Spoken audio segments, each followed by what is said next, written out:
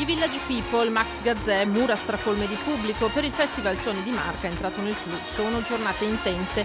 Gran finale domenica, ma si può già tracciare un primo bilancio. È andata molto bene, i primi giorni infatti il pubblico ha avuto un aumento sicuramente del 30% rispetto agli altri anni, complice il bel tempo, ma soprattutto la programmazione musicale che è stata veramente raffinata, cercando di accontentare tutti i gusti. Tanto da trovare posto anche per le band emergenti del territorio. Ci sono molte proposte appunto da parte dei gruppi stessi e al contempo viene fatta una selezione musicale appunto per dare anche lì una varietà di genere e musicale proprio durante la manifestazione. Ci sono anche delle collaborazioni con delle realtà locali come il Progetto Giovani, Sisma, Oblique, tutte delle realtà territoriali che promuovono la musica anche all'interno del nostro festival. Molti gli artisti che saliranno sul palco da qui a domenica: Giulio Casale, Anna Calvi, Matt Bianco, Omar Pedrini, Eugenio Finardi, Banda Bardot.